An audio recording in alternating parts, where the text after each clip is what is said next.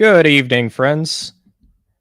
Today it's quite a bit of an interesting evening here. Today we are going to be talking about Vagabond, the first three volumes in this seinen manga series that, to my knowledge, is still going on. But that's right, Billy Bob Sack, Animated Moon, and maybe at some point the Ultimate Kahuna will be joining us, where we'll be talking about our thoughts on the first three volumes of this series. We kind of have it in this big collection, which has the first three volumes of the manga, where it kind of starts out with the beginning of the main characters, along with a few different twists and turns along the way. Billy Bob Sack, Animated Moon, how are you all doing tonight? Doing all What? right. Nice. Well, I guess we'll go ahead and start. So, just so everybody knows, we're going to have a brief non-spoiler section where we're kind of giving our thoughts on the first few volumes before we kind of dive headlong into spoilers. So, overall, I'd have to say that this samurai saga basically has quite a bit going on in it, especially in terms of the actual grid of the story. Like, what do you guys think about kind of went on, especially at first, and how it started versus how it ended? Um, it's kind of interesting having read through it. I was to first kind of start. I was surprised getting the book, just how many pages came with it. I don't read a whole lot of. It's a Uh, pretty thick, omnibus, all things and considered. then you consider that it's only the first three volumes, and it's kind of interesting having read through it. I feel like it's kind of hard to really even begin to start judging the story because it's really an introduction, right, to the characters that are presented, especially the main character. I would say that it's fairly slow paced, but not in a no, I don't know about in a bad way or not. Again, it's hard to judge without having the full context of the story. Yeah, and from what I read myself, I've read a little bit farther on into the series, but these first three volumes, especially, the pacing is a little on the slow side, but it's very deliberate. There It isn't any definitely feels shortage of like that. action going on, but it it doesn't go too fast on purpose. Well, I would argue from what I was it's not like an action story, right? Not even remotely close to that. That's not what it's about ultimately. So it knows what it is for sure. Well, I guess we'll get into that. Yeah, it, it, Uh, it very much knows what it is, and yeah, and on top of that, we get some pretty amazing artwork to go along with it. So, without really getting into spoiler territory, I'll go ahead and share a couple of the panels just to give you all an idea of just the sheer level of detail that comes with the artwork for this series. Like, especially the facial expressions. There's a crazy amount of detail that's going into on display here. A lot of rendering detail, Um, and Animated Moon. of Who was course the the fart jokes. who was the director you just mentioned earlier for stream? oh, Kurosawa. Kurosawa was a Japanese director Yeah, from. he was really inspired by the movies and stuff when it comes to the action. So the action is very short. You know what I mean? But it Well, has tension and stuff in it.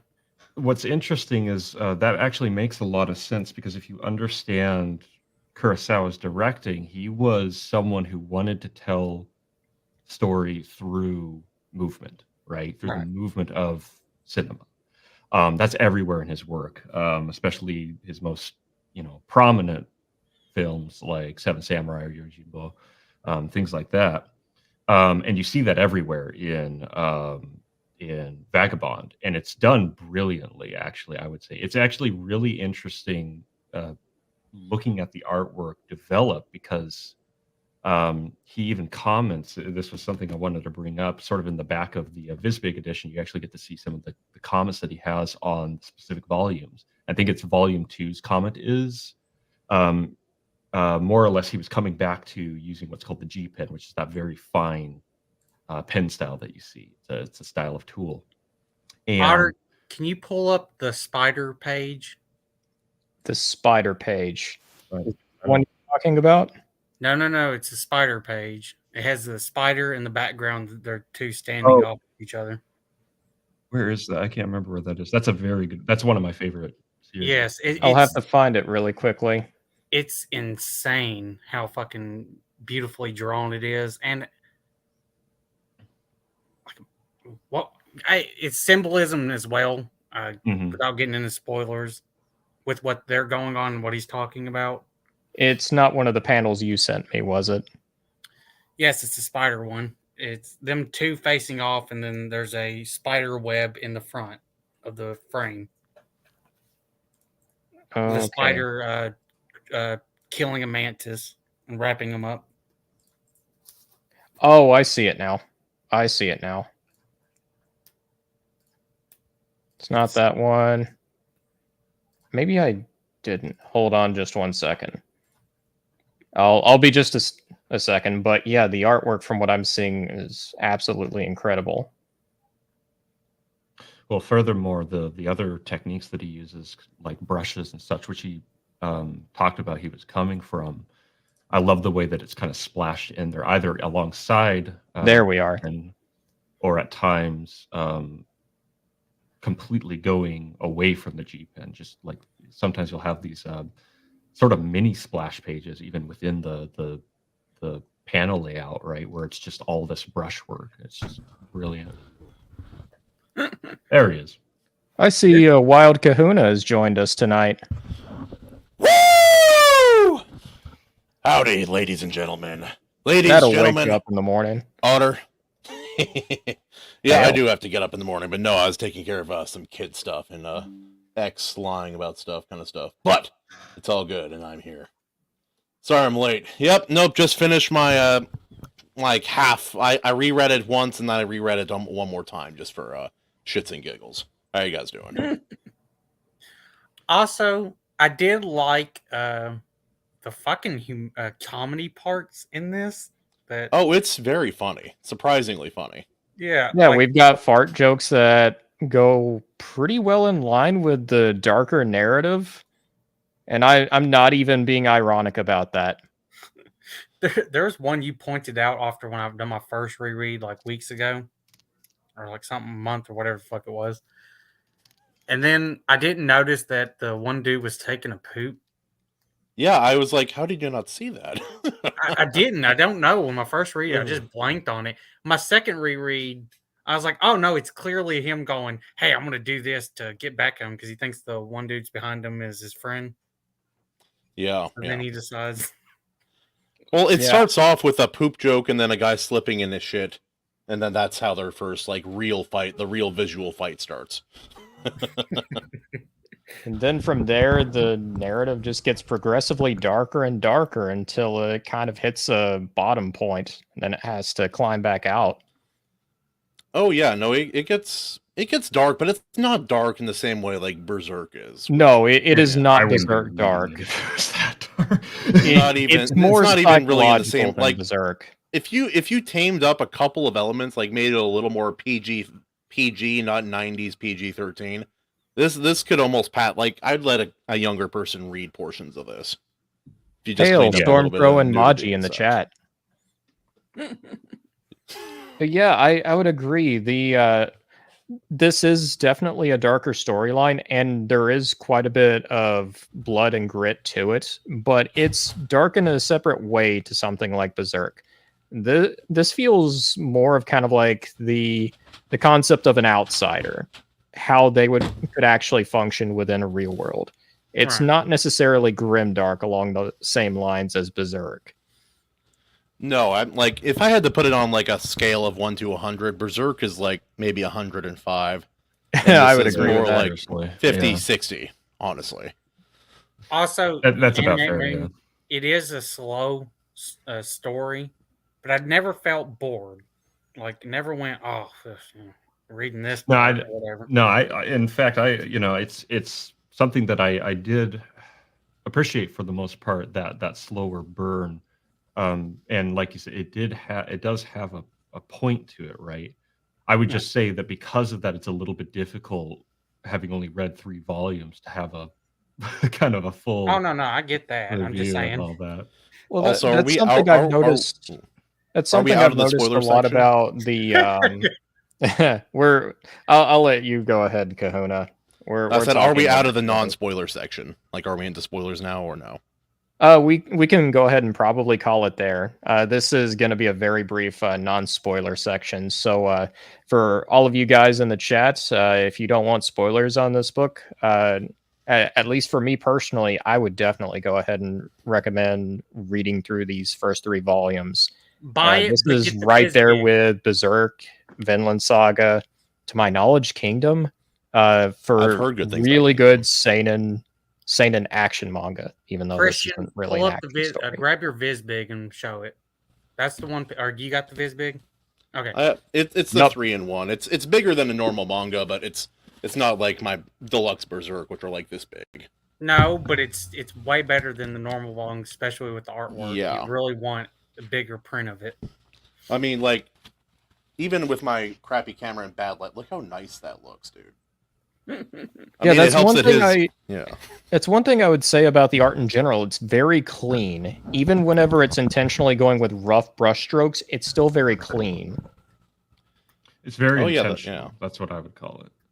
Animated. I wanted to ask you what you thought about that too, because sometimes he does the kind of cross-hatching kind of style of shading, and then other times it looks like he took a heavy Japanese ink brush and just started slapping the page in a very intentional way. I was kind of bringing that up. So, like I mentioned earlier, he was going back to the G pen, right? He was kind of messing around with that, and you can even see in the earlier pages that it's still very good artwork, but you can see he's still getting back into it and getting used to it. And just as time goes on, it just gets crazier and crazier. The stuff that he's doing it makes me really like. For more than anything, if I were to read the later volumes, like just how far does he push that technique, right? And I've seen some of the later pages, and the answer is pretty freaking far, right? But yeah, the usage of brushes, even alongside, every now and again, you'll see it kind of alongside, like there, for example, within the kimono. It just brings in this sense of energy. It's the sense of movement that helps with the scene. And so, yeah, you're right. It's very intentional. And there are some pages where it's put to great use, though the way that it goes back and forth between the two. Obviously, that's a beauty shot there, but like even on some of the simpler shots, it has such good visual cohesion. The characters look very on model, even when they're in their sillier moments. It's really impressive. A lot of manga push their kind of comedic chibi kind of moments a little too far with the visuals in some ways, but in this one, this one has it every now and then with the like anime, joke faces or whatever in the backgrounds in certain scenes. Yeah. Honestly, mostly at the beginning, though, I would say. Strangely enough, I think Berserk has more chibi anime moments than Vagabond does. I agree, actually. Yeah. But aren't most of those come from Puck? Yeah, most of it is Puck. 90% of it is Puck and the other elves. Yeah. Yeah. Luckily, and in the earlier parts of Berserk, Puck is only in the first arc, which is the first 3 volumes, the Black Swordsman and such. So. Right. I just noticed it's going to be really hard to talk about this series without talking about Berserk, because we're going to have to compare it to other seinen series like Berserk, Vinland Saga. Those are the other 2 I've read the most. And I mean, for me, it's hard to read through this one without making comparisons to those other 2 series. I mean, to be honest, like the only artist I know of that Inoue's work really can be compared to is someone like Miura. The sheer artistry alone, yeah, it's like not everyone draws like that. Especially in panels like this, you can definitely make comparisons to Miura. Mm-hmm. Oh yeah, like whenever the faces get real ugly, I'm sensing a little bit of shared DNA there. You know what I'm saying? Right, but he doesn't go quite that far. Miura goes farther. Inoue will keep it somewhat subdued. I think he has better subtlety of expression. I think he does too. Ways. Yeah.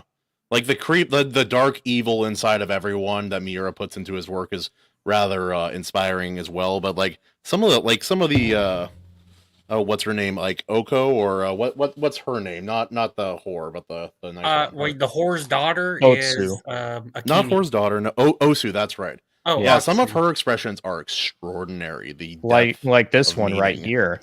Yeah, there's a lot going on there, and it's Yeah. it's very nice.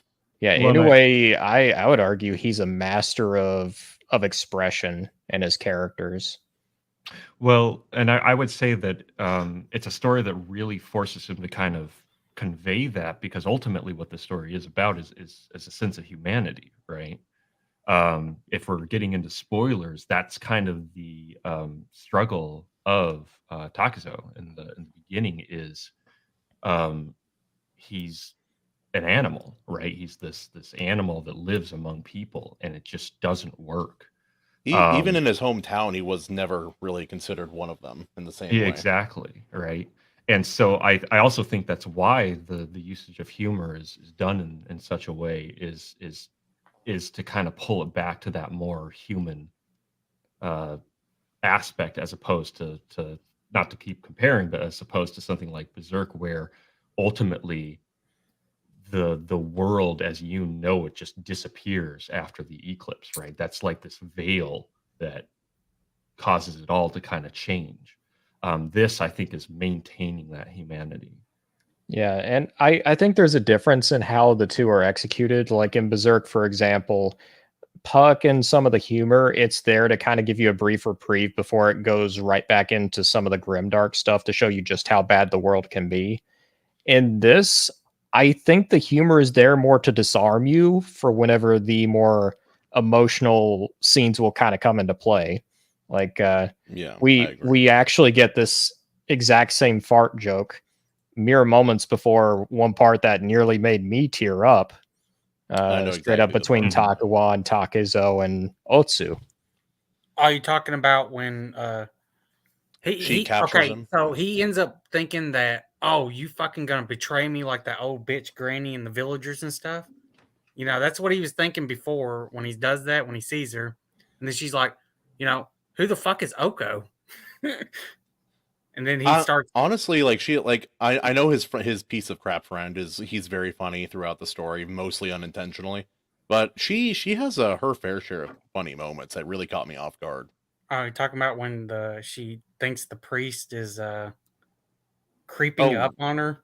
that, and or her just naivete, and then like her kind of unexpected emotional moments as well, and like maybe it's the way her face is drawn too. But I thought she was a rather funny character. Oh, The you best well, way I after can she gets describe it is she kind of has her own feisty moments in the earlier volumes, and well after it's kind of like her. It's kind of an emotional outlet for her. That's the best way I can really describe it. well after she gets that was a fucking piece of shit letter. It Oh was yeah, really that's shitty. horrible. His girl, okay, Oh. Matahachi's girlfriend Oko wrote the letter to say, "Hey, you're kind of being inconvenient because he keeps thinking about you. Why don't you forget about him?" And then someone drew his face twice on the letter as well, and to him to say, "Oh yeah, please forget me. Have a nice life." I don't think his face is actually meant to be like. I don't think No, it's I think drawn. what I thought it was in her mind's eye that she finally saw No, him. I think it's drawn. I think that was Uh, supposed to be the idea that he actually drew his fucking face, and then she's able because before she was trying to remember what he looked like, and there was the little moment where it has like different little bubbles of drawings of different hairstyles and whatever on him. She's trying to remember what he even looks like. also, how does this guy sound? Like, if only I'd gone back home. Well, this is one of the main things I wanted to point out in, especially in Volume 2, Volume 3, because the first several chapters almost fool you into believing that Takezo and Matahachi are they're kind of like brothers. They're in for it for the long game. It turns out about like what chapter 7, chapter 8 that is not the case whatsoever. They actually Not go even polar halfway opposite through, directions. yeah. Oh yeah, when to give the context, the bandits that Captain dude you showed earlier, they killed them, like all of them and him. Well, then like the returning bandits are coming back, and then they what's her name? Oko is like in the house, so they end up rushing there after the river to go save her. Fucking Matahachi Takazio. lets Tazeo go in by himself. Yeah, he goes in there, then he stops, and he's like, "Oh shit, I'm scared." And then Oko shows up, and he's like, "Oh, you're safe and everything." Yeah, Oh, so no, for that- context, yeah. this is the bandit leader right here. Yeah, And his name that is is- Takuzo and Matahachi kind of waiting in ambush. Also, I would drop $20 to meet a Japanese man with that exact macho man facial hair thing going on. He has going on. But there. dude, he punches through the fantastic. fucking wall in the next scene. Yeah. Also, is it just me, or does nothing in this story feels so outlandish that it couldn't have possibly happened? I think that's the point. I know, but even a lot of other seinen series are not like that at all. Even if you look at what do you call it? The Viking one. What do you call that one? Vinland Saga. Vinland I Saga, fucking can't stand Vinland. Anyway, yeah, even that story is like, no, this doesn't work that way. The story in Vinland Saga gets to a certain point where it really starts stretching believability and historical accuracy, which is kind of a problem if the point of your manga series is to be as historically accurate as you can while also telling a story. But I digress. Well, and I think that if you this entire thing felt out of place to a really unique degree for me, this whole story, because it felt very old. It felt like a very old style of storytelling. In Vinland Saga or this? In Vagabond. Whereas something like Vinland Saga feels very modern. And part of that might be the fact that, I mean, this was published, I mean, goodness, what was it, like 2006 that this series started or something like that? So in and of itself, it's pretty stinking old. Or at least started, relatively older than a lot of modern seinen. But even furthermore, we were talking about, the influence. It doesn't surprise me at all, Billy, that he was influenced by like Kurosawa and older, probably a lot more older films and manga and things like that. I was actually, yeah. No, Hold there's up. Here's the horror of the series. Oko. She's not that terrible. Well, never mind. Yeah, she Yeah, is. Never mind. I forgot. She's a I major forgot that one part. manipulator. I forgot. Dude, yeah. okay. And this Okay. is where Inoue is really good at showing kind of like a character's intentions right behind their eyes. You can see exactly how predatory and manipulative she is without her saying it hardly anything. Hold up, Otter. It happens at the very beginning. This is something I noticed on the She second looks reread. like my ex-wife.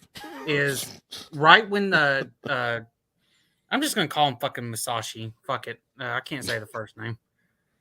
Anyways, when he wakes up, then she's immediately like, "Oh, one of y'all should marry my daughter." And then she asks her daughter, "Which one do you prefer?" And all this other shit. And then later on, when Matahachi mentions that he has a fiance, if you notice the panel, she's actually like kind of fucking shocked by it and shit. And then that's when later on she actually tries to straight up seduce Masashi when he wakes up after getting passed out drunk. So you can't say Miyamoto? Storm I love Crow it, is Billy. saying in the chat, look, Matahachi is a bitch, I agree, but then again, Oko is worth one night at least. I disagree. I Hold up. very much disagree. Miyamoto, Yeah, I can you're say gonna that. I'm be saying rest of life. his original name before his name changes to Masashi. Oh, okay. Yeah. I yeah. can't. Takuzo? Takuzo. Yep, I don't remember how his do you last say name. it? Yeah. Well, it's what they call them. That's the thing. It's like Japanese, so they're always calling each other the But same thing. also, when now there's a very let's be honest, rapey scene in this book with Matahachi. Okay, Those pieces of crap deserve each other. That's what I'm saying. listen. He Yeah. after killing the 4 men, after they killed the bandit leader and the 4 men, he's hyping himself. He's like, I want her. I want her. He's like, I killed 4 men. Can you imagine having such low self-esteem you pretend to be your friend? Yeah. And then he goes in there. He sees her sleeping, and then he takes off her blanket and then has like a shock face or whatever. And then he decides to take his clothes off, get on top of her naked. Then she wakes up and she's like, which one? And then he says his friend's name. And then she immediately calls him out and is like, oh, your fiance and shit, Yeah, she said, Oh, I thought you had a she- fiance. He smiles, and then it cuts to the next day. Yeah, they're neither of them are good people. Yeah, I think he's... Also, I had in the back. It had also this book came out at least as early as the year 2000, possibly a bit earlier. Wow. Yeah, no, it goes back a ways. But one of the praises for this book was this reads like an Akira Kurosawa film captured on the printed page. Now, I've never seen any of the Kurosawa movies. I would love to. I just haven't gotten there yet. You've never seen a scene from them? I've seen a scene from them, but I need to know more. I need to see more than that. Just look up action. Just look up one of the samurai. Like Seven fight Samurai, scenes. Yeah. Just look up any of the fight scenes from the samurai. You'll be like, holy fuck! That's why a lot of how the action is done in the series. Heavily. I would argue even more so the we talk about the humor and such about Vagabond. Kurosawa used humor in things like Seven Samurai as well. There's a lot of humor in Seven Samurai, particularly in the form of a character. I don't know his name, but it's played by I can't remember his name either. Dang it, the guy who played him. But either way, it's this very he's almost this cartoon character, right? Just the way he acts, but there's a reason for it, right? And so the monk. No. Well, Takuan reminds me of that character, but I'm talking about from Kurosawa. So it's more than just the fight scenes. It's just the way that that's what I like about Kurosawa. That's what I like about Vagabond is it's not a one-note story. It does a lot of different things with its story. It has these highs and these lows in these characters who are acting in this world trying to kind of make things work or figure things out, right? Right. And I feel like that's, I don't know if that's so much missing. I don't think it's missing. It's just done in a different way than a lot of other stuff. It's one thing I really like about a lot of great seinen manga is that they will kind of telegraph to you what they'll give you a red herring on what the story is going to be about, but they'll do a twist which takes it down a completely different route, but it still makes sense, and most of the time it's still satisfying. Not always. I'm looking at you, Vinland Saga. So but yeah. Can I also give this thing another thing? I think he does villains well. Like as far as we had, besides I think a couple of them, the what's his fucking name? How do you say it? Otter Din Shisharo. Oh, you're talking about the brother of the school head. Yeah, the one who looks older, but he's the younger brother. And he's also not really to call him evil would feel like a misrepresentation. No. I'm not calling him evil, but he's definitely a villain. Antagonist. Antagonist is better. Yeah. These are really well, and honestly, he's justified in his thinking and justified in his course of action towards Masashi. Yeah, no, I agree with that, and also I'll address something Maji asked too. She asked if it was graphic.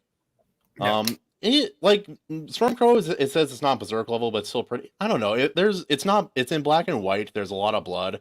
You'll see a butt or a tit here and there, but it's not showing full on in motion sex scenes. It'll show a panel, and it doesn't even really show very much. Besides, I wouldn't consider this very graphic. It's more tasteful nudity. Yeah. I would agree. Yeah.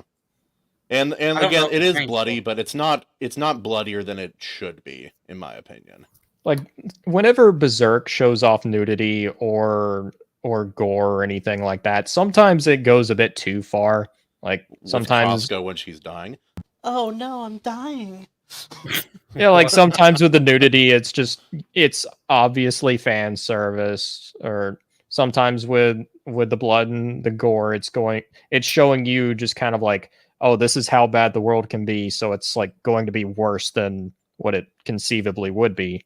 This is it is gritty, but it's not trying to go too far with it. It's trying There's no to torture scenes. right. Everything here has a purpose, and that's one thing I really like about this manga. I agree too. Also, Billy, I wouldn't say there's no torture scene. It's just it's not a serious one. I mean, that monk was slapping the piss out of him at the end of that, at nearing the end of this Oh that portion of the yeah, story. Miyamoto. Yeah, Because I really dig that. I really dig that priest. He was a really interesting, like it was hard to predict what that character would do, and I was kind of part of the purpose of him. But So Otter, I if had we're the one talking panel where he finally breaks him, where he kind of instills like, fucking being this demon beast murderer. It's not going to get you anywhere. It's not. You shouldn't even be proud of it like you were, Ben. yeah, I think you're This one. talking about this panel right here. Yes, I actually love it's this. The so fucking drawings. Oh, I amazing. love this so it's much. so good, dude. Yeah, no, it's like he's the father. Like like the monk is a kind-hearted person, but he knows what he needs, and a gentle hand is selectively given, so to say. I hope Right. he shows up later in the series. By the way, 'cause I haven't read past the first 3, so I don't know either, but I hope don't- so as well. If I we're don't either. talking favorite characters, Takawan is my favorite character for that reason. He's Yeah, blunt me when he too. needs to be, but he's also kind to others when he can tell that they need it. I would argue that in a strange way, and perhaps this is actually why I like Takuan the best, is I would argue, at least as far as Volume 2, he was the true antagonist to the character Takizo, right? What he was, everything that he was what who really stood against it. Whereas the townspeople were the ones essentially pushing Takizo to the ends that he became, right? This monster and everything like that. Takuan was the one who was like, no, I'm going to take Otsu out and we're going to go find him. She's the only one who can catch him. He was the only one who could see through what was happening to Takizo, basically. Well, when they first introduce each other is after he does his whole the fucking naked fight scene with them, Mhm. and he knocks out the captain samurai. What was his name? Elki. Aoki. Aoki. Oh, that's it. Just stop. I don't know, honestly. These are very Japanese names. That name is in Hawaiian too. It's Aoki. Yeah. Aoki, whatever the fuck. Anyways, after that, he ends up running into him, and then Takazun's like, because he lays out a trap and he trips over it, and he's like, oh, it must be something big, like a boar or a deer. And either way, it's something big, but it has a fucking small heart, really tiny, and all this shit. And then he basically tells Miyamoto, he's like, yeah, you're like the fucking weakest one in the village. And that kind of hurts Musashi's feelings, Well, I think it's more like it made him realize that, in the context that he's communicating this, he's correct. He likes to think of himself as strong, and in certain ways he is. Physically, demon is a pretty good descriptor for someone who's just that naturally gifted. Well, there's also the backstory with his father, who's a piece of shit, man. Holy fuck. Takawan's whole advice for Takizo in that moment, it's kind of a big contrast to where everyone else is just straight up calling him demon, traitor, animal, monster. Takawan is just kind of like hitting him where it hurts just to try and get through to him. And then it's more to disarm him, I think. Well, he found the chink in the armor, so to say. Yeah. I gotta phrase that differently. Plus, he acted like a little baby after the guards chased after him. When after that part, he hides in the bushes, and he's like, "Oh, I don't need your help. I can get away on my own." So he's like, "All right, hey guys, he's right fucking here." Anyway, Moon, what were you going to say, brother? I was going to say, I think that's the significance of the line on that page that you showed, where he's crying and he says, "Do I really deserve to live?" Right? That's what's been on his mind the whole time. Oh yeah, that's his because mentality. the previous panels was him being like, I don't give a shit. What's the point of living? You know, I Yeah, fucking die, I'll die. and I mean that's the kind of mentality he went into war with, right? He was going to make a name for himself as this monster on the battlefield and everything like that. Who cares about death? Who cares about life? It's just it's the whole thing with honor and everything like that, right? Immortal under the sun, right? Yep, I love that Um, line. yeah, but that's kind of what Takuan ultimately does as the quote unquote antagonist.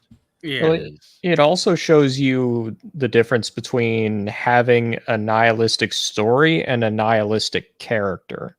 yes, I Because Hugely agree with different. that. Yeah. Takizo is a nihilistic character at the beginning of the story, but part of the catharsis is seeing him go through that transformation into learning that there's an actual purpose to his life. Okay, so Otter and Anime Man, your favorite character was the monk. Yes. Yeah, Christian, what was I would yours? say so. It was. I have a soft spot for Osu. Or something about her character was really refreshing. Maybe just because of the kind of books I've been reading recently. Yeah, it's like opposite of your wife, and you're like, oh god. Sweet, genuine, faithful, loving. Anyway, Dude, she was a fucking great, like, this. What was it? Stormcrow was trying to put down Otsu. Listen here, bitch. she was one of the Otsu better is characters. genuinely Motherfucker. like a ride or die girl. She literally loves Matahachi because she's friends with, the main character with a child. That's it. And she was loyal. Um, Also, oh sorry. Go ahead. my Who was your favorite favorite, Billy? character was Yuita Ryohei. Ryohei? Oh, the guy who cut him down from the tree. No. The dude from when they go to the school. When he goes to Oh, the challenge him. slut. No, the school. I know the man The slut. No. He's not the man slut. He's the third. Okay, you got I Yeah. know who you're Yeah, talking older about. Yes, brother, I know who you're younger talking about. brother, the I know who you're younger talking brother's about. guard, which is Gaion Toji, and then you got Yuita Ryohei. He's the one that he first talks to Miyamoto. Ryohei is he's the martial arts expert. Right. Yeah. He's not in the top, like he's not the highest echelon, but he's in the low. I'd say he seems like he's in the lower tiers of the upper echelons of the school.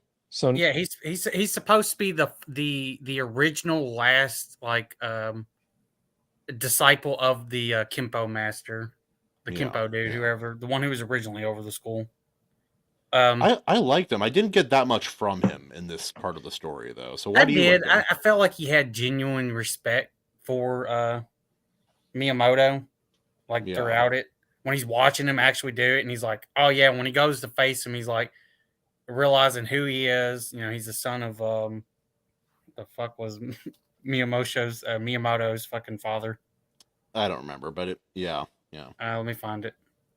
Also, that's that one was thing with a lot of these stories early on. I don't remember most names until I'm usually several volumes in. I hardly remember names. These names are hard to say. Munisha.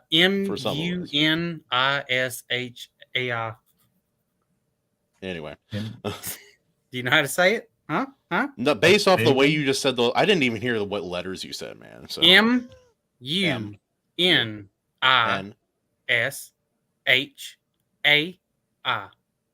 Munishai.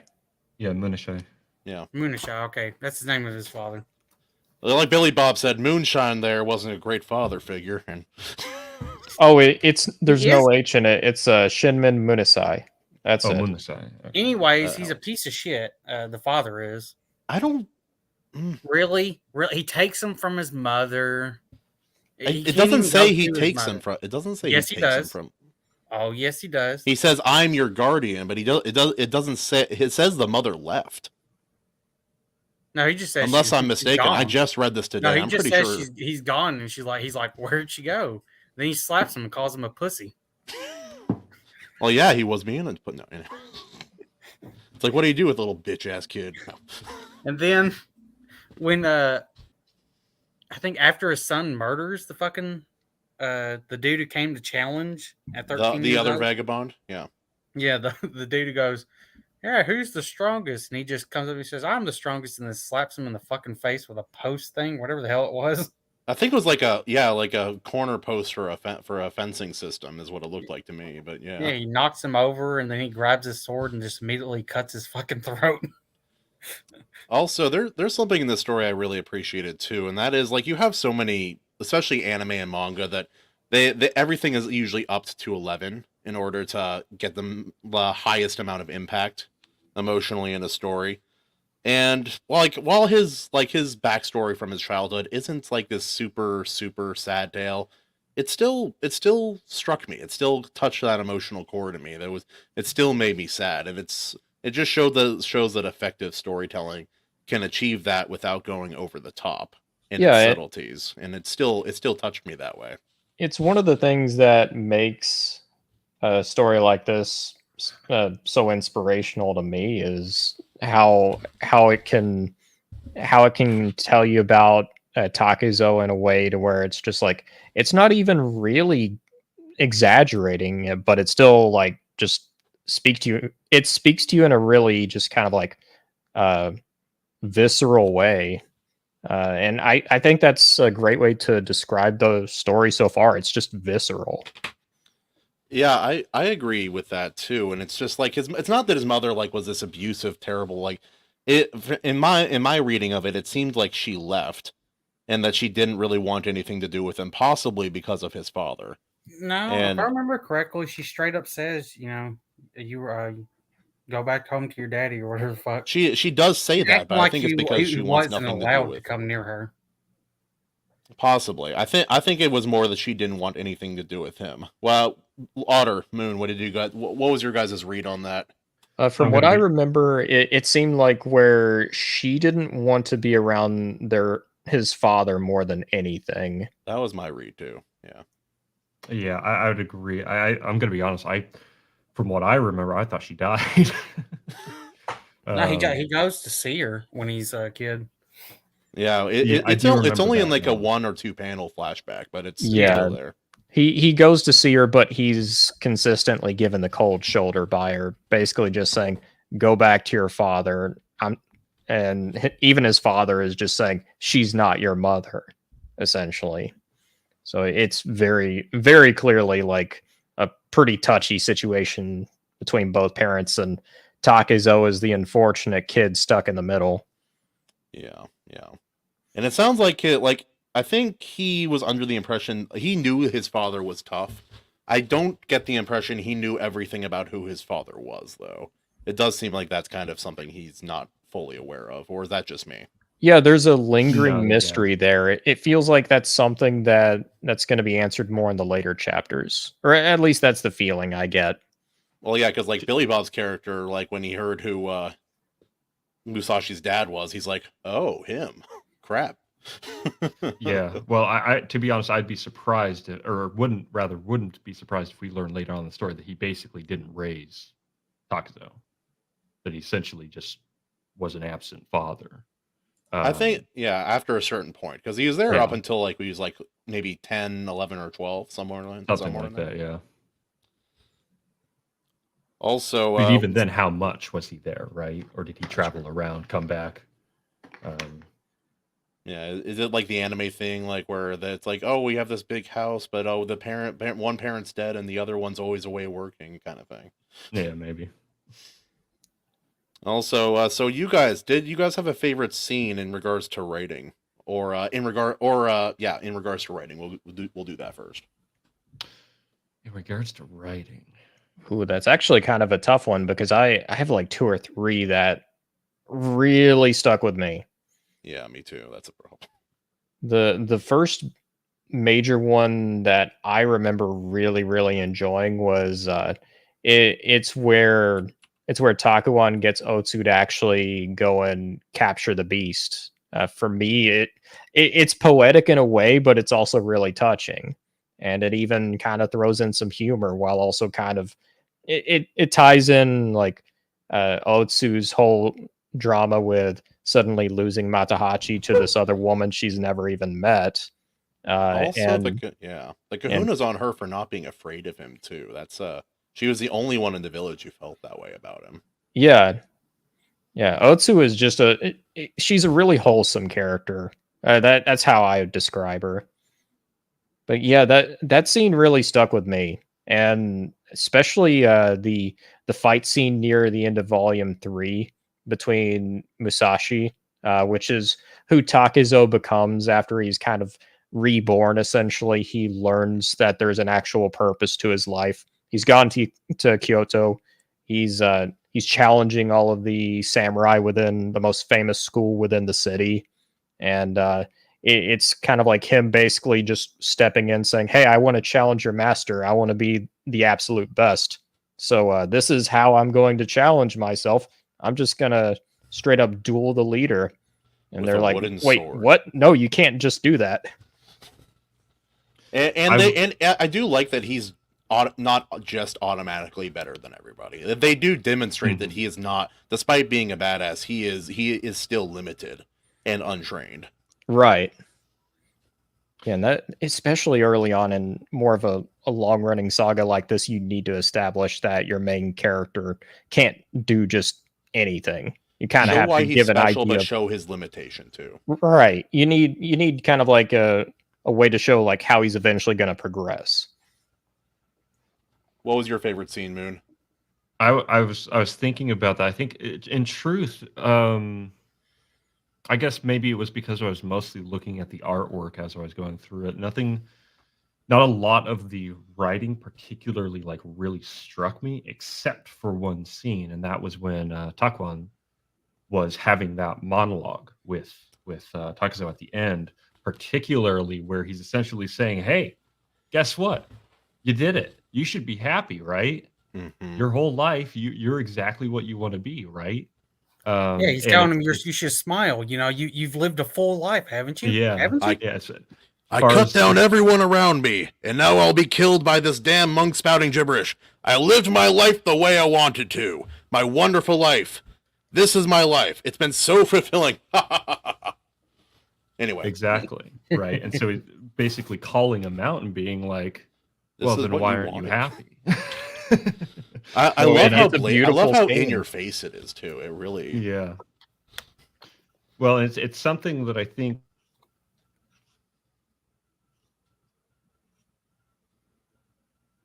Uh-oh. Oh, we lost. I think I'm lost. Uh-oh. Moon, are you there?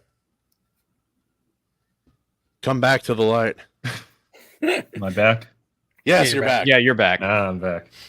Fun with the internet. But as far as translating from anything, in the story to the real world goes, how many people I've personally seen it, and something that I think about myself, artistically, like how far are you willing to go for something you think you want, right?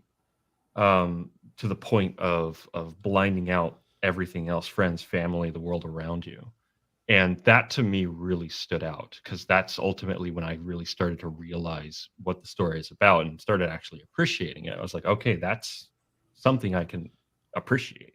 It's Well, it not also just a kind of badass guy with a sword. There's actual Exactly. person in Right. there somewhere. Yeah. It also 'Cause kind of I brings don't up really the care about idea. It's either. like the goal you have in front of you, is it something that is really going to help you, or are you using it as a coping mechanism for something deeper?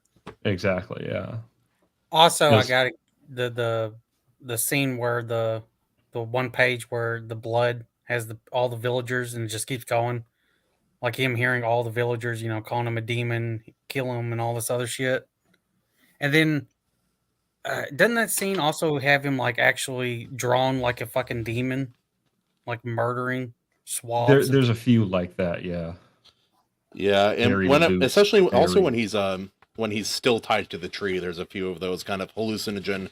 Mhm. Oh yeah, like it's like all the dead people, they're like fucking zombies around him and shit, and he's seeing them. Oh yeah, and I'm looking at that. I'm like, oh, that's very very sane of you there. That's very effective. Well, that's one Also- thing this series does really well. It's like whenever it's starting to ramp up a character's emotions or kind of like the intensity of a scene, the line work will start becoming a lot rougher. There's a lot more heavy, rough brush strokes, like what Kahuna is showing right now. And then you have Also- others where it's much finer detail. Mhm. Also, it's kind of sad that Otsu didn't get a chance to actually successfully feed him. Yeah, no, she Yeah. she stabbed him in the face with a fucking rice ball. The first one, I think the Oh. first time she It just missed. Yeah. just missed, and the second time she straight up hits him right in the face when he actually tries to eat it. Also, any Well- scene where a strong character is asking questions like "Why was I born?" if done effectively, that's a scene that will stick with me. I can see I can see several dozen stories where that same question is posed where it's executed terribly, but this Oh, one yeah, pulls it yeah. off very well. I think in some ways because like even though there are moments that are kind of pushing the like over the top just a touch, but most of that is in the actions. Some of the action scenes like this, it's a much more subtle story than I think people would expect going in, given the its compatriots. Right. A lot of stories will lean fully into the angst. It's like, oh, everything is horrible around me. This is happening. That's happening. Everything sucks. Why was I born? This, it's more of kind of like it's feeding you a story, and it's also showing you several different angles. You're seeing those forces collide, and then it poses the question to you after one of the main characters essentially is defeated. Why was I born? So the question is a lot more natural at that point. That's true Well, too. And go ahead. and I would say that that's one of the things that I appreciated about the story as well. Going into it was, because I was a little bit worried beginning the story that I've seen a number of shows do this, particularly in Japanese media, where there will be this kind of constant buildup and sort of a faux release, sort of a faux displacement of the tension, but nothing's actually really changing, if that makes sense. The power escalates, but the actual story doesn't really progress. It's Nothing's the really power of waiting changing, for the right? next chapter. Yeah.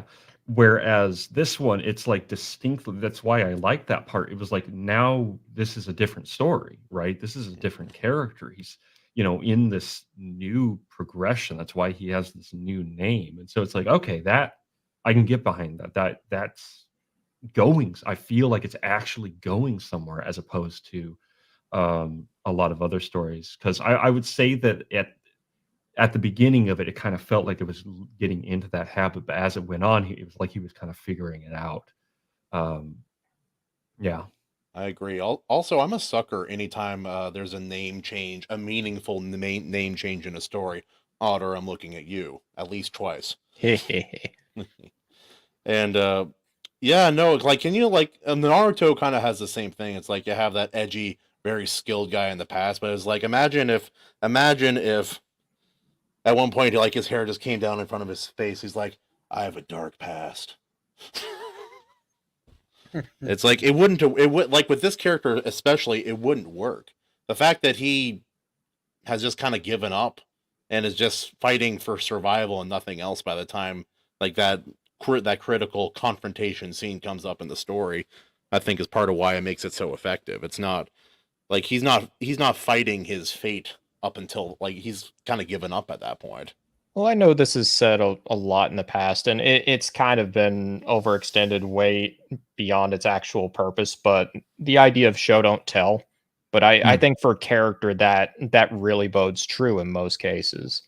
Like especially if you want your character to be an edgelord.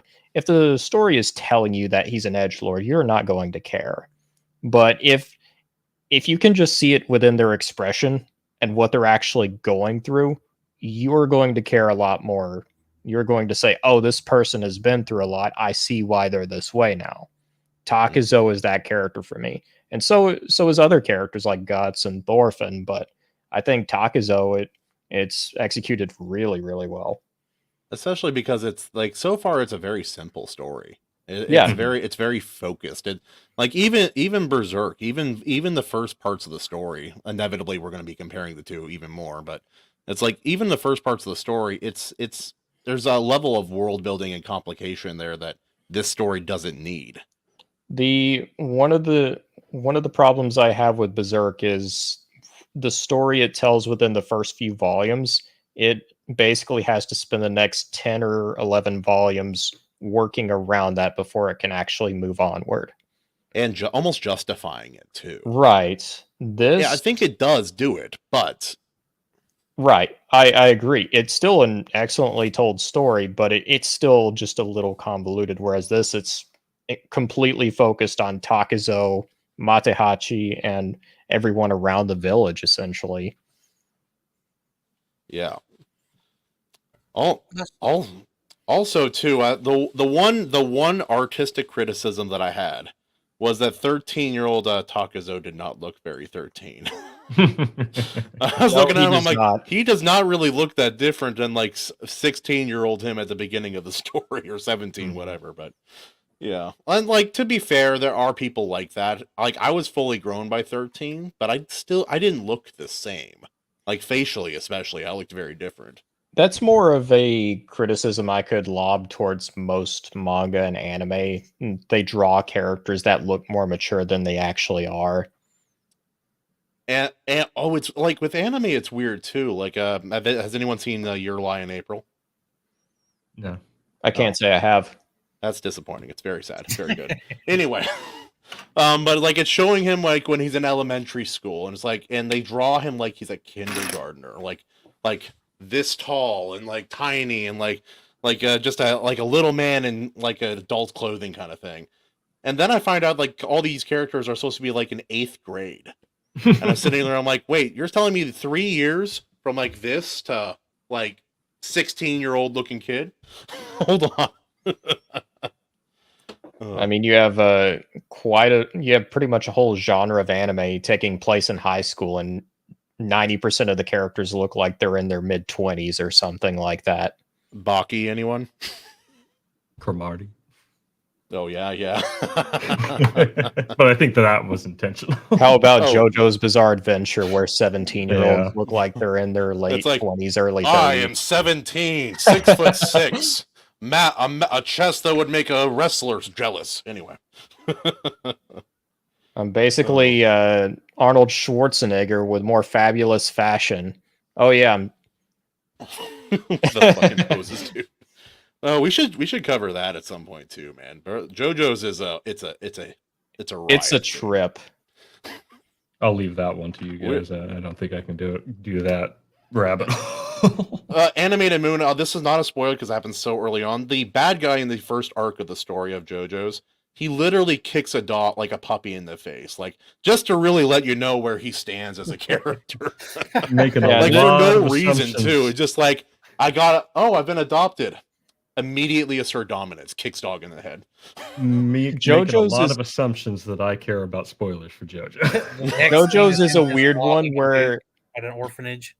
The very first series of JoJo's Bizarre Adventure, in my opinion, is not that great, but the later stories are much better, to the point where it actually adds more meaning to that so-so first series. Well, that's what a good continuation of a story should do. It should enhance previous entries, not make them worse. Looking at you, fucking Star Wars. Yeah, so takeaway is JoJo's Bizarre Adventure is the reverse Star Wars.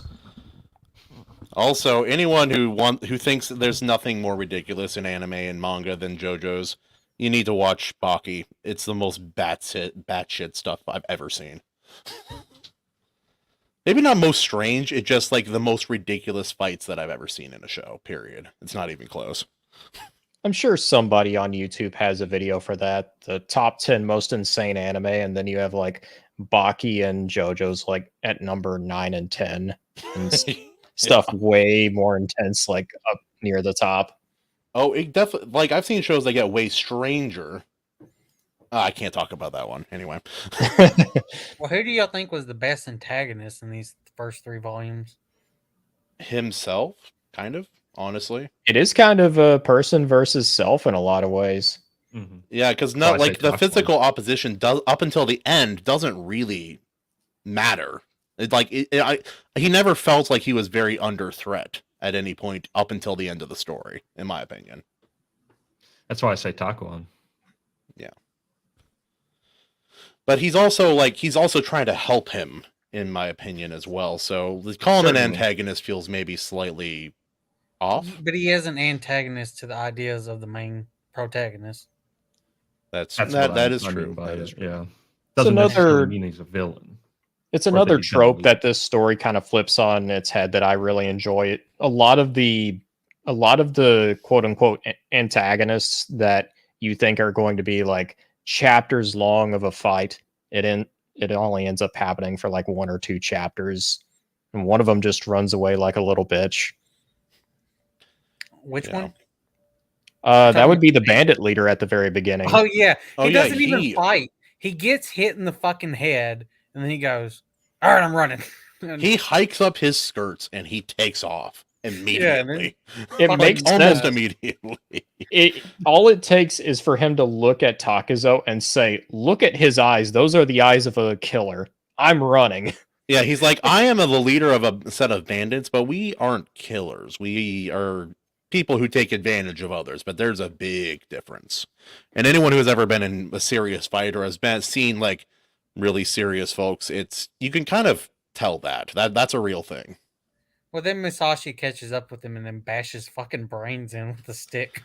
I know. I'm waiting. Like as soon as he gets a real sword, they're all boned. I'm sorry. Yeah. Well, I think he only uses a sword once, and that's in the second bandit fight when the other ones come back to kill him. Yeah, I think. Yeah. So historically speaking, because this is based on a real person, Yes. I found it funny that he immediately starts fighting with I guess you could call it a boken or a practice sword, because as far as I'm aware, as far as the stories I've heard, of course it's a thin line between legend and history. For Myth and the history are lore. pretty entangled in this one. Yeah, but basically after a while, Musashi Miyamoto eventually was like, screw it, like I'm not going to use a sword anymore. I'm just going to use a practice sword. Like, and there's actually a kind of a funny story behind how that happens, but I'll let you go and discover that. But so it's kind of funny that he immediately is starting this journey with a practice sword. So who knows? Maybe he'll get a real. I think I've seen him in later pages of the real. I think from what I know, he does eventually get a sword. Okay. Did they Right ever? now, Is this series finished? I don't I actually think know. it's still ongoing. No. How? Well, so as far as I'm aware, it's on a questionable hiatus. Essentially, Oh, like one of those. What do you call it? Hunter x Hunter high kind of hiatus. Kind of, yeah, kind of It's like not to that. the same level as Hunter x Hunter and Berserk from what I've seen. It's actually not too far below the Berserk chapter count from what I was looking at today. Wow. Berserk is at like chapter 375. Vagabond is like 320 something. Something like that, yeah. I'm curious if this story has the longevity to go that long. The writing and art has been masterful so far, but you know when a movie or a show or even a book series kind of stretches beyond its maybe favorable length, and you're like, well, that's kind of the wane. That's the big problem with a lot of these big seinen series is that they start out incredibly strong, but over time, volume to volume, at some point they either jump the shark or they just slowly lose steam. Well, and that's the reason for that. Unfortunately, is the industry that they're part of. The way that those stories are pushed is very like keep it. If coming, it's making money, we're still writing it. Yeah, basically. Anime Moon, you did watch the interview with when they did it, like throughout his day. Say again. You watched the interview with them. The drawer. Actually, I haven't seen that. I haven't seen it. I don't think. Oh, where he's going through like his step-by-step process, like throughout the day of drawing what he has to do in his deadline and stuff, and it's like it's outrageous. The amount of work that those guys put into their stuff. It's unhealthy. It's unfortunately it's like an industry standard, honestly, too. Yeah. Yes. Yeah, no, it's I have some really good videos I can share later that go into it, and it's for both manga and anime actually. It's very sad.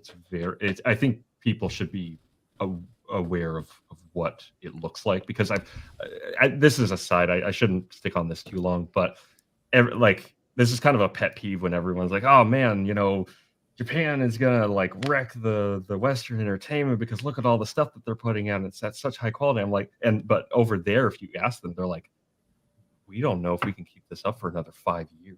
Like, well, like that. A lot of hiatuses with especially longer running series, are because the health of the individual is failing. Well, that's one of the famous stories with why am I forgetting the creator's name? He did Hunter x Hunter and Yu Yu Hakusho. Mm-hmm. He famously had to quit writing Yu Yu Hakusho because on average he was getting like 4 hours of sleep a night. He was doing nothing but working on Yu Yu Hakusho.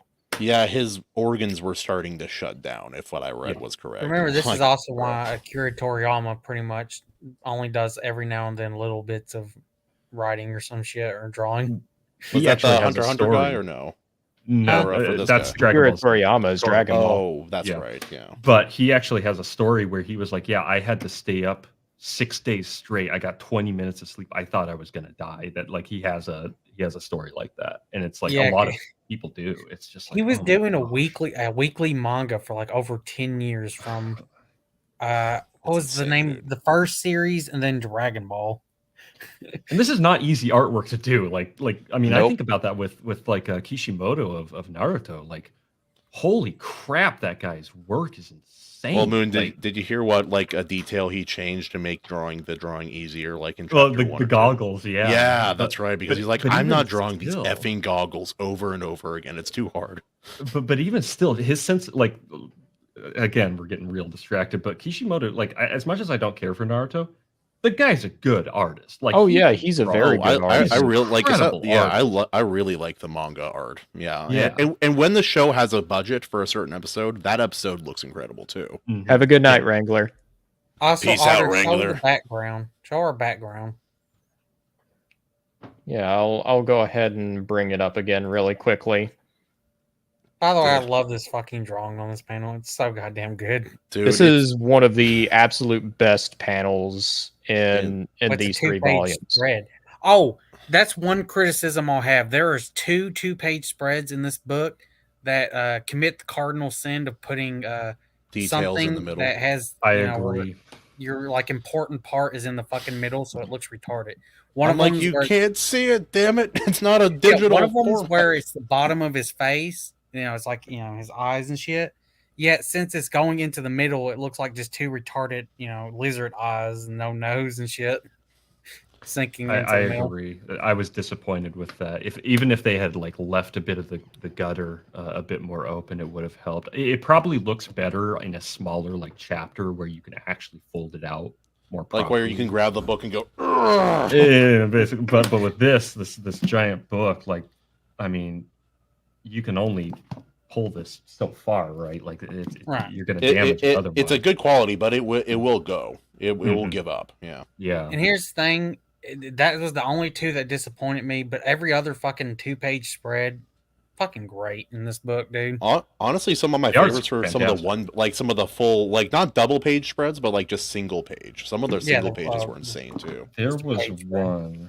So we are about to. Weren't we supposed to be matching? Where's your hood, man? Come on. Yeah, I didn't get the memo. Oh, okay, my bad. So we are about to make a very cruel comparison here. So the artwork between Inoue and Miura, whose is better? That's so hard, dude. Okay, but they're 2 different styles. This one's more of a realistic with some of the like exaggerated manga in it, whereas what I've seen of Berserk, it's very anime looking, but highly detailed. Here's what I'll say about Miura in comparison to Inoue. Miura, I think that they could both be at the same level, as it were, but Miura goes the extra distance. He does. I think on average, just the intricacy. That being said, it's hard. Again, it's hard to judge based on this book because his work does improve, right? So I would even have to see book, like if we're talking peak Miura, we got to talk peak Inoue, right? And I haven't seen peak, so yeah, it's really hard for me to judge. I've seen some of Peak Mura artwork. I have not seen Peak Inoue. I'd be really curious. Mura peaks around. It's got to be around like anywhere between like volumes 20 to 35, somewhere around there. The artwork gets insanely good. Mm-hmm. This, I would say, it's probably at a higher quality starting off, but I don't know how it is later on. From what I've seen of the artwork in this book and the absolute peak of Mura probably goes a little farther. I will say that the artwork within these first 3 volumes is cleaner though, and it's a bit more consistent. I think I like some of his artistic choices better, but I think Mira adds more detail, even unnecessary amounts of detail, in more of his panels. Yeah, I agree with that. Overall, I would actually say Mira is cleaner, because this has a lot of noise to it, a lot of really good noise, like just it's a very artistically chosen yes. noise. Yeah. But Mira is actually, like, especially like his hatching later on. I'm thinking like some of the eclipse scenes and stuff like that. It's incredibly clean, like just it's unnaturally precise. A computer couldn't do this. Yeah. Oh yeah.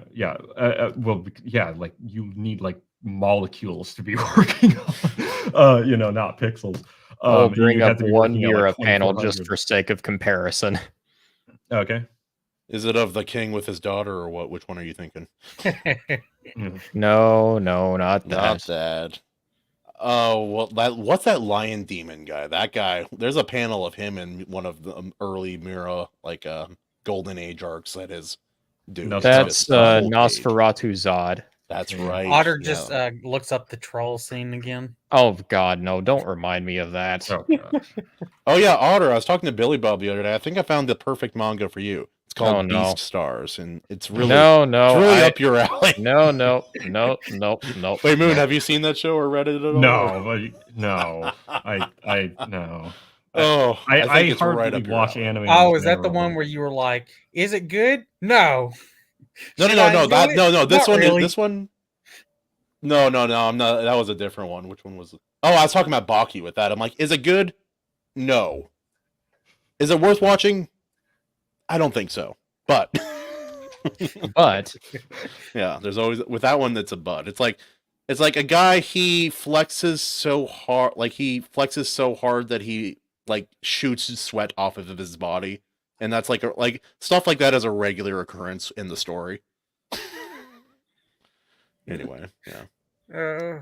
Yeah, so for reference, I would say this is getting to around peak Kentaro Miura. Yeah. Like it like there's only one line here. It's just showing off. Look at this shit.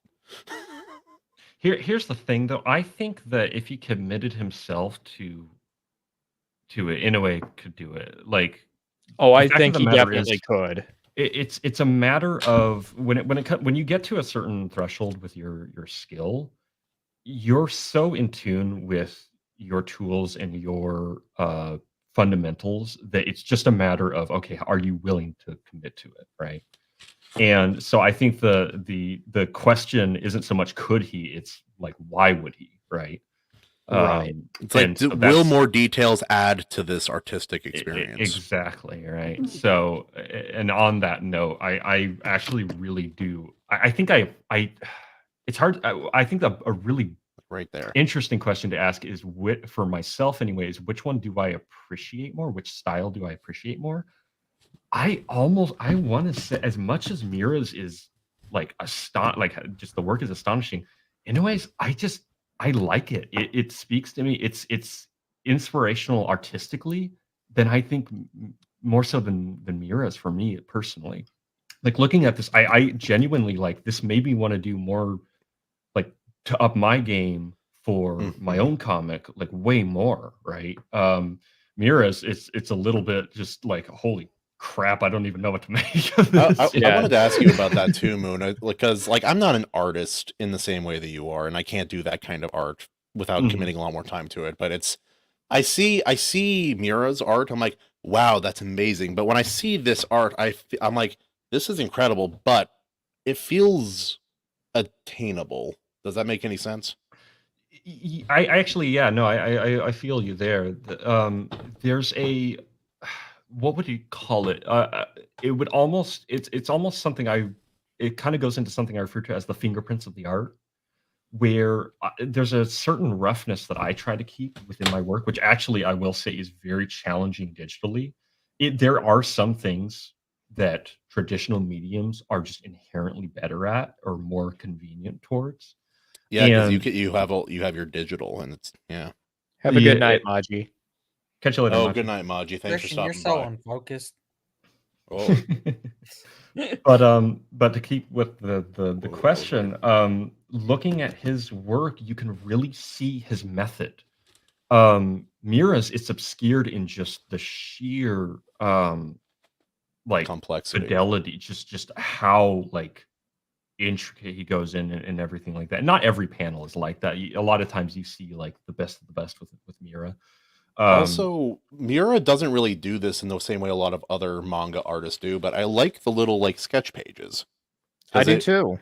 Because Oh, like you see it, and you're Christian, like, can I you can do me see a how favor? you got from there to there, Mhm. and it makes Christian? it feel like a person. Yeah. Do me a favor. Go to I think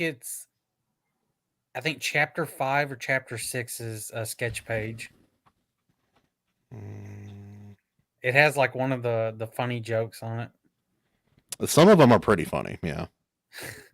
This one involves Oko, Oh no. where he's explaining some censorship in countries, you know. Oh, not in this one's. I don't think this is the one you're talking about, but oh yeah, where she's like wanting Takuzo, and he's just like, "Get off me." No. The one I'm talking about is when she's nude, and it's like in some countries they have to erase my nipples. Yeah. Oh yeah, I do remember that now. And then it was like in some other countries they have to erase my behind. And then it's like obviously we're seeing it, so it's like not in this country.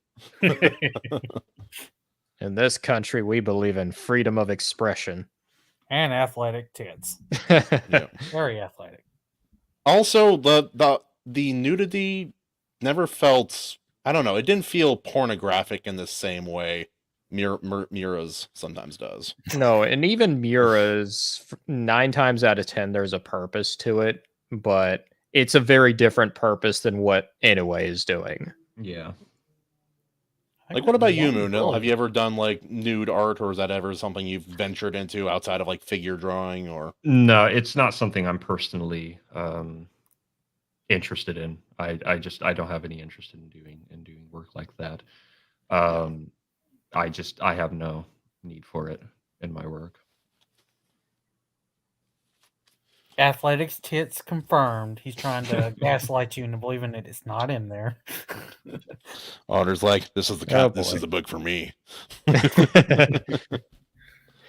But yeah, I would definitely say that what nudity there isn't a whole lot actually in the first few volumes anyway. But whatever is there, it's for a very specific purpose, and it's more for character intention, I think, more than anything.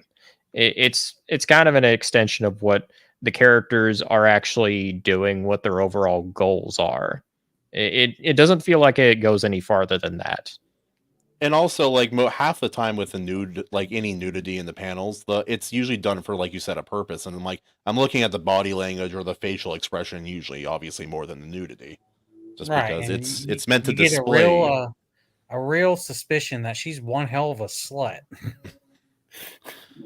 I have my suspicions.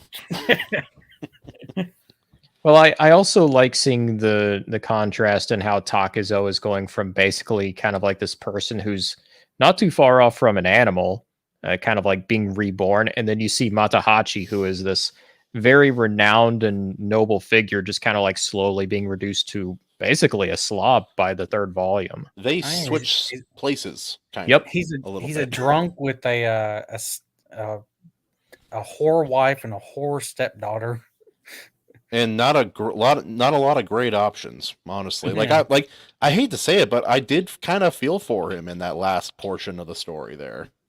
Like I felt for him just a touch. He's also a comedic relief. I'm thinking he's going to be like that through the rest of the series. Yeah, I've read the next 3 volumes. He's still a comedic relief, but the story does still do things with him. It's I not hope the end of he the has a story. redemption. Like he definitely needs to redeem himself for Musashi.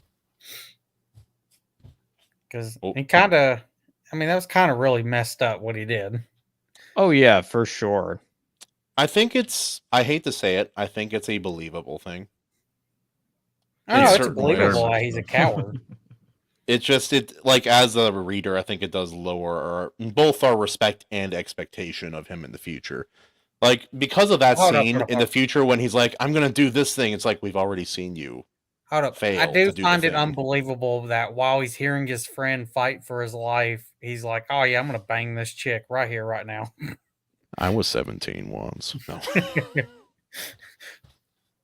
I can't. Yeah, I can't tell that story. Anyway, Well, it's a really good example of having a character act foolishly, but still have it be very believable.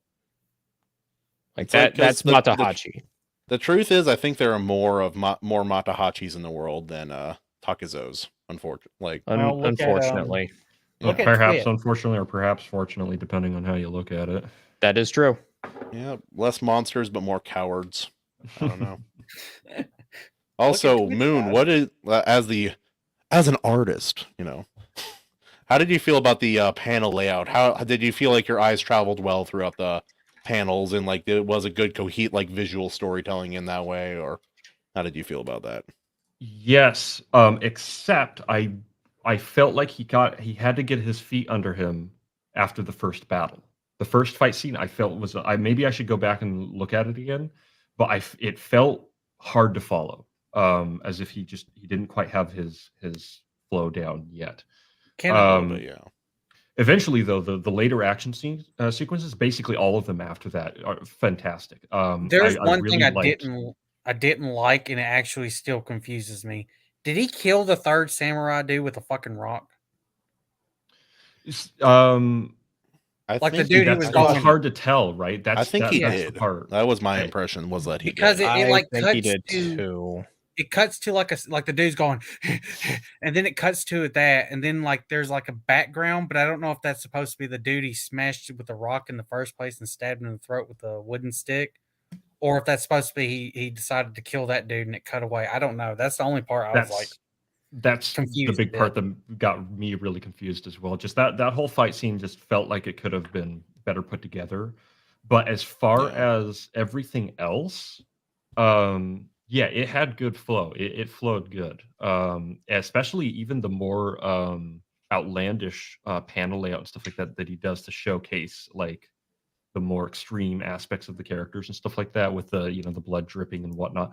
All of that still flowed very nicely. So it was well done. It was He very well definitely improved as he went. The only reason done. I'm under the impression he killed that character was because that's in line with his character at that point in Yeah. the story.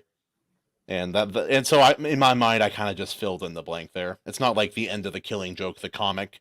I don't Mhm. know if you guys have read it, but it leaves it ambiguous what happens there at the end. The movie does not leave it ambiguous at all, but yeah. I can't comment on that. I've never seen either. No, Oh, I reread The Killing Joke about a month or two ago. I know what you're talking about, especially with how the ending for it is pretty ambiguous. did you see the movie, like the animated I movie? have The not original? seen the movie. I have heard quite a few opinions on the movie though. Oh, where they changed what was it? Fucking They change the Barbara. ambiguity. They take it away, which I think it was a mistake, in my Christian. opinion. Yeah. They also had Batman and Batgirl fucking bang in the movie. Oh. I only saw Or the no, animated it wasn't the version. Killing Joke. Never mind. Yeah, I was gonna say I don't remember that. No, was it the Killing Joke? No, I think it was The Killing Joke. Yeah, because that's when that's when Barbara Gordon. It's supposed to be also an origin story for her becoming Oracle. Oracle, yeah. Yeah, Yeah. and then Definitely not stolen by Arrow, the TV show. Never. yeah, and then in the comic there was no relationship, and then the movie they made a relationship between Batman and Batgirl. It was just fucking weird. It's like now that you can't get away from me. Yeah, it's like it's No. supposed to be like a father daughter relationship, and it's like now it's gotten really really Alabama, you know. Anyway, you're like a daughter to me. Anyway.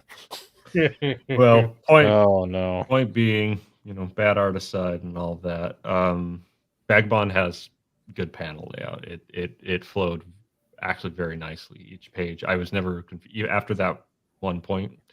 Yeah, I was never confused. Although I do think I accidentally invented a page in my head that I've been looking for, but I can't find. Describe it. It could be real. Don't worry. There's a lot of panels in these volumes that I know is there, but for the life of me, I cannot find them. Well, It this was is a panel I thick really boy. liked. It was a panel I really liked. It's when he's hanging in the tree, and it's like it's from his perspective. You see the tree going down. You see his legs dangling, and someone's looking up at him. I can't remember if it's. Are you Takuan talking or... about the granny when he pisses on her face? Osu looks up at him. The monk looks up at him. The granny. There's like 3 different characters that are looking up at him at separate points in time. But it was a really good perspective shot, and I remember thinking, like, I was actually studying the bark on the tree. Funny enough, to indicate. Here's his rival looking down at him. Is that what you're talking I about? remember seeing that one. It wasn't that one. It was again. Maybe I invented the panel. Maybe I need to draw to the it. grandma one. There were a lot of those panels. Yeah. What was that, Billy? Go to the grandma one. I know there's the one where he pisses on her. I don't think it's that. There's one where he's also drinking water when it's raining. Also, that grandma was quite like. What did you guys think about her? She was. Oh, I thought I that was a very I was on interesting her character. side. You're also kind of meant to hate her in a way. Here's the Yeah. thing. I was on her I side. understand her, but I did hate her. I did feel it. Christian, I was on her side at the beginning because I was like, you know what? I actually understand why she's pissed and all this other stuff. And Well, then because she's like Takaze left him and like all that. yeah, and then she betrays Takaza, and I'm like, oh yeah, fuck this character. You're like just a vindictive cunt who doesn't listen. Oh wait. And Moon here. Is this it? No, that's not it. It's very like it's distinct. This is the problem with being an artist. Like I think about this stuff. Basically, it's from his perspective. So all you see is his lower Also, body. rice ball in the eye. Sorry. That's a great. I love that. Well, I love. She's like, I'm here to help. Ah! But yeah, you just see his lower body's legs dangling, and then the tree kind of trailing down. Like, I don't know. I think maybe I dreamed it. I don't know. Because I was looking for it. Cause it's like, oh yeah, I like that panel. Maybe I'll do a study on that. Is it where he's kicking? No, he's just dangling there. Also, what did y'all think of? So after the dude cuts him down from the tree, the priest, the monk shows up, and then there's just like this demon fucking drawing of him. Well, he's freaking out. You know what's going on there, right? Well, he's like, he defeated me with his mind, and I was just like, I will say that was. That's anime stuff a little bit. That's very that was one part. I didn't care for that character because it started to feel like, okay, is this like Mr. Ninja dude or something? Like what's going on here, you know? But you know what page I'm talking about when he's fixing to go kill him? Yeah, and then you have like the page spread, and I like that page. Oh, it looks cool. Yeah. Well, that monk is a badass for sure. Mm-hmm.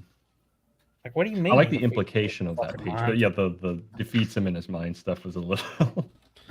It's an exaggeration of the truth. I've seen tough guys, get intimidated by people in street fights. Here's the problem: he didn't actually see the priest until he turned around. Oh, that is a problem. Moon, yeah. Here, it'd be different if he actually saw the priest and then it done like the demon image. And then it's like, which image? The one where he's hanging down. Oh, okay. But it's from his perspective. You don't see like his face or anything. Listen, like animated man, you do know he spends like 2.5 chapters in a tree. Yeah, I know. That's why I think that I'm like, where's this panel? So wait, it's from his perspective. Okay. It's from the tree of Takaza's. Well, I wasn't even looking for that. I could have passed it. Son of a. It's like the one way I described it, Mike. Also, interesting choice on the crows. Like they're pretty much all blacked out the way that he did it. It's an interesting. No, I think that's a beautiful decision. It's a great way of showing.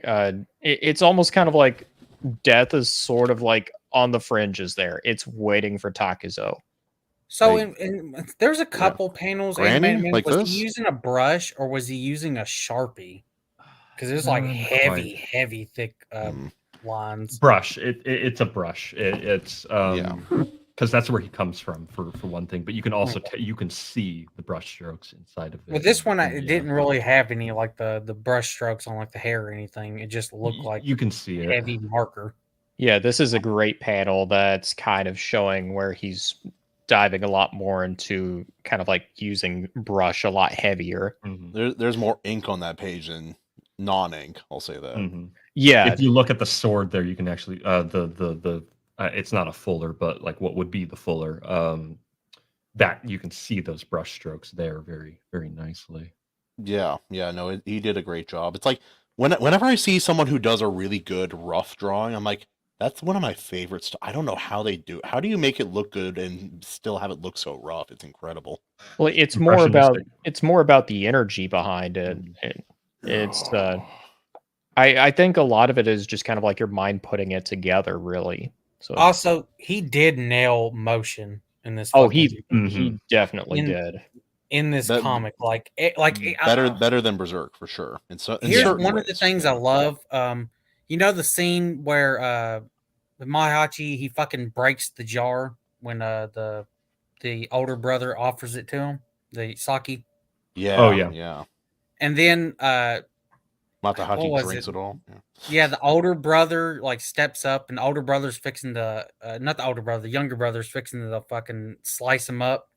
And then the older one fucking jumps in and slices his stick and shit and cuts his head.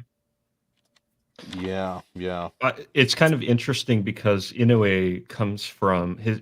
I don't know if it was his first, but it was one of his bigger ones before this. He came from. Is it called Free? It was a basketball manga. Oh, you No, talking you're- about? Slam dunk. Yeah. Slam Dunk, Yeah, that's it, you're that's talking it. Slam Dunk. Yeah. Um, That's one of the most beloved manga in and series in Japan of all time. By the way, for those. Also, Well, it's on and- hiatus as well. Yeah, but to his the point of him capturing movement, him coming from basketball makes so much sense because that's he's going to be studying basketball. He's going to be studying that Yep. movement. He's going to be and capturing that. And so I think that absolutely gave him An um, advantage. a very good sense of body motion and things like that. It totally like gives me that feel. And what's interesting is what you mentioned about energy. It's actually the same thing with animation in Japan.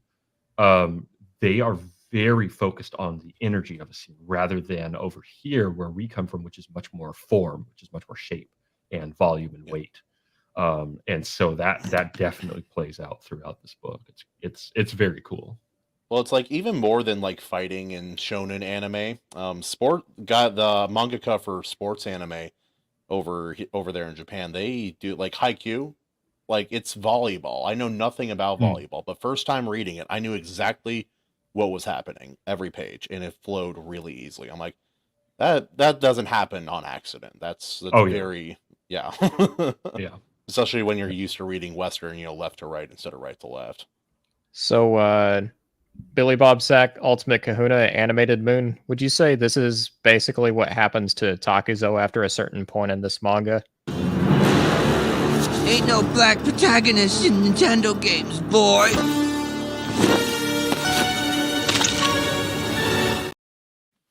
Ain't no demons in this town, boy. It's like he was trained by the mountains. Yeah. Kill the boy 13. He ain't one of us. Which I also love the contrast where he is beating like Oh. these people that are either like out of like not in the best shape and haven't been fighting for a while, and then he immediately starts having to fight Ued. What is his name? Ued Ryohei? These fucking names, dude. The younger The and way you older say brother them, Billy. really shows them how what like actual skilled and actual strong opponents looks Right. like. A lot of Mhm. his opponents are trained swordsmen, and he's just he's really just some hick who grew up in the mountains, who lived like- with nature like face to face. So naturally he doesn't have a proper stance, but he's highly experienced. Well, he's very fast and like you saw what years ago when I was still doing judo, boxing, and wrestling and such. I got hurt wrestling, so I was just training boxing and recovering my shoulder. But you saw all these wrestlers start doing judo, and they weren't as they didn't have the same technical prowess, but they were so much more physically capable because of their training that they went in for the first couple of years before they started changing the rules, they were just dominating, and you saw that for like 2 or 3 years there. Well, and that's kind of the other aspect of his character. What we kind of touched on a little bit, and what you were touching on, Kahuna, is there's a big difference between someone who can fight and someone who can kill, right? Yes. When you are at that end, that's a whole different mentality. And yeah, if you're just this guy, even if you know what you're doing, right, which you had a lot of the students of the school who were trained, right? Mm-hmm. But as soon as they got into the ring with the guy, like they were down for the count because I mean he was coming at them to kill them. Well, most people, even if they're trained to do it, like they did studies on this around the time of Vietnam with soldiers. It's like it's a huge percentage of these guys are closing their eyes or they're missing on purpose because they don't have it in them to kill another person. I think it was were like that. I think it was something like 21% of soldiers who were dropped on Normandy actually shot back or something like that. I don't. There's some. Who knows if it's true or not? But I can believe it. Is the point. Mm-hmm. That there's just this gap between being willing to end someone's life, right, and just being able to fight. Well, it's like even like in a lesser degree, you can see hints of this in some people. Like years ago, we went on a school outdoor summer trip to Idaho to learn about history and some BS. Anyway, a lot of drinking on that trip. Anyway, and on our way there, one of the vans full of kids ran and hit a deer in the middle of the road, and I got out right away, and I saw what was happening. I went back to my bag to grab something to take care of it, and everyone all the girls were like, we can save it, or what are we gonna do? And then my buddy's like, nope, we cannot, and and gave it a quick death, which is what you need to do, but there's a lot of people who just unless they're that person, they can't do that. Some people can't do that, and it's interesting to see that play out in the more extreme sense in this book as well. You also find out a lot of people have never had to skin a deer or gut a deer or any animal that they eat. Yeah, I've helped. I've only gone hunting a handful of times. I'm just don't have that much time. Plus, in Washington, regulation is a bitch. All right. I think it's about time that we all about wrapped up this review. So you could give it a final thought or rating. Yeah, final thoughts and ratings. So I guess we can kind of give it sort of like a rating out of 10 on our overall enjoyment, or just kind of like our overall recommendation. So I'll go ahead and bring the question right on to Billy Bobsack. Fucking get it, dude, and get the Vizbig. Yes, definitely get the Vizbig. Best part it is a great deal. You're gonna have really fucking good art. There's colored. Some of the openings are colored as well, so you get some this. It's like very watercolor painting. They are really good watercolor paintings. Oh yeah, it's very traditional too, because I have a bunch of these old Hawaiian Japanese storybooks that all look just like that. It's insane. So get it, man. It's good. Perfect. Ultimate Kahuna. I give it a high recommendation. In my rating system, 5 is true average. And so for considering this as the beginning of a story, especially a longer form story, and with the visual medium kind of taken into account, I would rate it about an 8.7. That's an impressive, very respectable score. I really enjoy it, and it's a story I'm excited to read more of, especially as you get towards the end. It really starts sucking you in. You're like, oh, dude, I need to see where this is going, because they did all the slow burn setup, and it's a tremendous book to look at. And like Billy said, get the Vizbig. It also for longevity too. There's a extra layer of kind of laminate on this that regular manga just don't have, and so it's a higher quality stuff as well. Yeah, and it looks incredible. Animated Moon. what are your overall thoughts on Vagabond? Overall, I would say, story wise, I'd probably put it a little bit lower than you, Kahuna. I would probably bump it down to about a 7, but on the same scale as far as like 5 being average. It is a well told story. It especially considering it's just the beginning. Like I am intrigued by it, but I'm not like I wouldn't say I was like truly like super like sucked into it myself, but I chalk that up to just personal preference more than anything. As far as the artwork though goes, excellent, very very good. I especially appreciate that it breaks a lot of the conventions of typical Japanese styles, while still actually playing more true to what I would call a more traditional look, via whether it be manga or otherwise. Well, It you could has, see the Japanese brush kind of style there, like especially yeah. on the heavier inks. Yeah. Well, and even the framing of the characters and the way that things are shot, so to speak, right? I really like that. I appreciate the more grounded nature of it. It's not trying to be too clever. It's just doing its job really well. So for that, I would bump the artwork up. It's a solid 9, if not a 10. Albeit that spider scene is fucking incredible drawing. Oh, how did he Like dude? he did I don't not. even understand how you do that if traditionally. It's scary. We'll bring it back up one more time just for emphasis, if I can find it anyway. That's a good It's one to insane. leave Like I on. don't even understand where he's like, yeah. So I want to do this really good drawing background and everything. But, well, I'm gonna throw this fucking spider web on it with the spider. Moon, how would you do that traditionally? Like I know you're not a traditional artist in the same way, but like how would you do it with knowing what you know?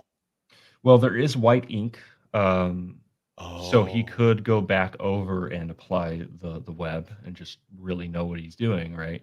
and then like Um, slightly texture back over just a touch here and there. Yeah. yeah, well, so it looks like there's he used a what's called a screen tone for the kimono, which is then applied, and then you can scrape it away. So he would be able to just scrape that away for the parts that are crossing over Takazo. But definitely, you have to plan it out. You have to know what you're doing for sure, and use a ruler, just to get those nice straight lines. But yeah, no, that's one of my favorite panels, one of my favorite pages. It's still Also, that's an breathtaking. orb. That I'm pretty sure that's an orb weaver spider, and that's a beautiful spider to pick. Also, Mhm. just artistic choices here and there. Perfect. And yeah, back to me, I would give this probably a solid 8 out of 10. So somewhere in between both of your all's rating for it. There, especially the first couple of chapters, I think they start out just a little bit clunky before it really kind of gets into a groove. Not very far in, really. But from there on, like I'm still kind of like waiting to see where the story ultimately goes, but it has me hooked from chapter to chapter, and the artwork is just phenomenal. And on the topic of artwork, I would definitely have to say this is probably my favorite panel in these 3 volumes thus far. I don't. It's hard. I don't like. There are some I really really like, but it's hard to say any one of them is actually better than this one. This is insane, dude. Yeah, this one it combines Oh. all the hyper detail and the energy into just something that's just beautiful to look at. And the I also flames love look the next so page that bloody comes. real too. I also love the next page that comes after this because he's like, they're so strong, and then he's like, no, I'm strong. And people in the streets are like, this guy is fucking nuts. Yeah. All right. I guess at that point we're gonna come down to shills. So we'll start with Animated Moon. Well, you can find me over on my YouTube channel, The Animated Moon. I stream Tuesdays and Thursdays, 6 p.m. to 8 p.m. Pacific Standard. That's when I will be working on either my comic, which is currently on a very short hiatus of about another week before I get on to color, but I'll be working on some animation stuff, which I'm looking forward to. You can also find me on my website, theanimatedmoon.com, where you can read my comic, The Blind King, for free. I have 2 chapters out, and I'm working on the third. And that's what I'll be working on stream. So would love for people to check that out. Beautiful. All right, Ultimate Kahuna. Also, I'll point out Skunks. He's an artist as well, a very good artist actually. I like his style, but he suggested for the spiderweb a scalpel might have been what he a way to do that. Mhm. Why does Lagoon have a large rodent on his head? That's half my hair and half this beautiful Jack Sparrow hat that I sometimes wear. Problem is, it doesn't really work that well with headphones. I'm still trying to find a way. Also, yeah, no, I'll be so my channel, the Ultimate Kahuna, I have a whatchamacallit, a Substack where I'm trying to post more reviews of Iron Age books and comics and manga and such. I have my YouTube channel. I do pretty much whatever I want there, including live readings. I have a lot of upcoming live stream shows that I'm looking forward to, including the first episode of Iron Age Legends with the Lord Otter. The next episode of my comic kind of review show I do with Evele Music is going to be going over The Blind King by Animated Moon. And so we'll go over that. And also, I'm going to finally try to beat Jump King, maybe even tonight. So come on over. I think I can do it. Legit. I'm wishing you the best of luck on that. That does not luck look with it. like a small feat. Dude, it's so fucking hard. All right, Billy Bob Sack. You can find me on Only Gremlins on Substack.com. Also, sometime next month, I think on Readout's channel, what was it? Heterocore Media Podcast. We'll be doing Catching Fire. Oh boy. Channel discussion review. And then sometime next month later on this channel, we'll be doing a Berserk Black Swordsman arc. Indeed. So for those of you who aren't familiar, the Black Swordsman arc is the first 3 volumes, very much in kind of a similar vein to what we're doing here with Vagabond. Yes. Yep, we'll talk about our African American swordsmen and the whole thing. It's going to be a beautiful time. All right.